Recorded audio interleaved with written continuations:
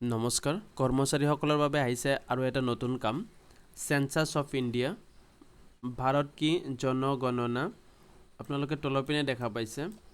অসমত লোকপিয়ল 2027 সেন্সাস 2027 প্ৰথম পৰ্যায়ৰ কাম-কাজসমূহ 2026 চনৰ 2 আগষ্টৰ পৰা আনুষ্ঠানিকভাৱে আৰম্ভ হ'ব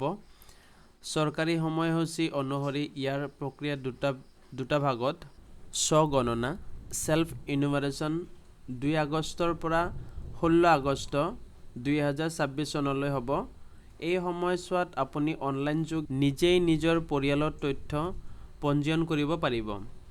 আপোনালোকে 2 আগষ্টৰ পৰা 16 আগষ্টলৈকে নিজৰ তথ্যখিনি এটা বিশেষ পৰ্টেল দিয়া থাকিব সেই পৰ্টেলত নিজে পঞ্জীয়ন কৰিব পাৰিব 2 আগষ্টৰ আগতে কেনেকৈ নিজে স্বগণনা সেন্সাসটো নিজে কমপ্লিট কৰিব তাৰ কাৰণে এটা বিশেষ ভিডিও আপোনালোকক বনাই দিম হেতু চাই আপোনালোকে স্বগণনা প্ৰক্ৰিয়াটো অনলাইন যোগে কৰিব পাৰিব তাৰ তলৰ পিনে দিয়া হৈছে ঘৰৰ তালিকাভুক্তি হাউস লিস্টিং 17 আগষ্টৰ পৰা 15 ছেপ্টেম্বৰ 2026 লৈ এই 30 দিনৰ ভিতৰত চৰকাৰী প্ৰতিনিধিসকলে ঘৰে গৈ তথ্য সংগ্ৰহ কৰিব লাগিব ইয়াতে আহিছে মেইন কথাটো অসমৰ সকলো ধৰণৰ কৰ্মচাৰীয়ে এই সেন্সাস প্ৰক্ৰিয়াটো কৰিব লাগে বিশেষকৈ শিক্ষকসকলে এই সেন্সাসৰ ডিউটিত লিপ্ত হ'ব লাগে যাৰ কাৰণে যিসকল শিক্ষকে ট্ৰান্সফাৰ বিচাৰি আবেদন কৰিছে সেই সকলৰ কাৰণে অলপ বিপাঙত পৰিছে ইয়াত আমাৰ যেটো টিচাৰ গ্ৰুপ আছে ইয়াত এজন শিক্ষকে উল্লেখ কৰিছে জুন মাহৰ শেষৰ ফালে যদি বদলি কামসমূহ সম্পূৰ্ণ কৰি জুলাই মাহৰ প্ৰথম ভাগত নতুন বিদ্যালয়ত যোগদানৰ সুযোগ দিয়া হয় আৰু জুলাই 20 তাৰিখৰ পৰা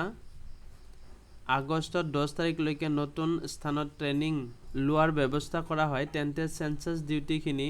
সহজে সম্পন্ন কৰিব পৰা যাব ঘৰৰ পৰা শ মাইল দূৰত কৰ্মৰত ছাৰবাইদেউসকলৰ বাবে এটা বছৰ বহুত দীঘলীয়া সময়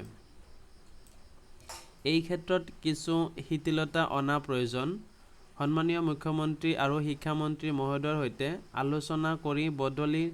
বদলিৰ সমগ্ৰ প্ৰক্ৰিয়াখিনি জুলাই মাহৰ 10 তাৰিখৰ ভিতৰত সম্পূৰ্ণ কৰাৰ ব্যৱস্থা ল'ব লাগে যিসকল শিক্ষকে ট্ৰান্সফাৰ আবেদন কৰিছে সেইসকলক যিখন স্থানত বৰ্তমান কৰ্মৰত হৈ আছে তাত আগতীয়া ট্ৰেনিং কৰিব লাগিব সেন্সাসৰ ট্ৰেনিং কৰিব লাগিব তাৰ পিছতহে সেন্সাসৰ ডিউটিত লিপ্ত হ'ব পাৰিব গতিকে ছাৰবাইদেউসকলে বিচাৰি আছে যাতে হিহঁতৰ ট্ৰান্সফাৰটো নিজৰ ডিস্ট্ৰিক্টত দিয়া হয় তাৰ পিছত সেন্সাসৰ কামখিনি দিয়া হয় ট্ৰান্সফাৰখিনি যাতে শিক্ষামন্ত্ৰীয়ে আগতীয়াকৈ দিয়ে তাৰ পিছত সেন্সাস ডিউটি দিয়ে তেনেহলে শিক্ষকসকলৰ কোনো ধৰণৰ অসুবিধা নাথাকিব এতিয়া চাব দ্বিতীয় পৰ্যায়ত সমগ্ৰ দেশৰ লগতে অসমতো মূল জনসংখ্যা গণনা পপুলেশ্যন এনুমাৰেশ্যন কাৰ্যসূচী 2027 চনৰ ফেব্ৰুৱাৰী মাহত অনুষ্ঠিত হ'ব পুনৰীক্ষণ পৰ্যায় ৰিভিজন ৰাউণ্ড বাদ পৰি যোৱা লোকসকলক অন্তৰ্ভুক্ত কৰিবৰ বাবে 2027 চনৰ 1 মাৰ্চৰ পৰা 5 মাৰ্চলৈ এক পুনৰীক্ষণ প্ৰক্ৰিয়া চলিব আৰু ইয়াৰ পিছতেই লোকপিয়লৰ কাম সম্পূৰ্ণৰূপে সমাপ্ত হ'ব আপোনালোকক পুনৰবাৰ কৈছোঁ সেলফ ইনুমাৰেশ্যন যেটো আছে কেনেকৈ আপোনালোকে স্বগণনা পঞ্জীয়ন কৰিব অনলাইন যোগে তাৰ বাবে আপোনালোকৰ কাৰণে এটা ভিডিও বনাই দিম ভিডিওটো যদি পাব বিচাৰে তেনেহলে চেনেলটো সাবস্ক্ৰাইব কৰি ৰাখিব আৰু কাষত থকা বেল আইকনটো দবাই ল'ব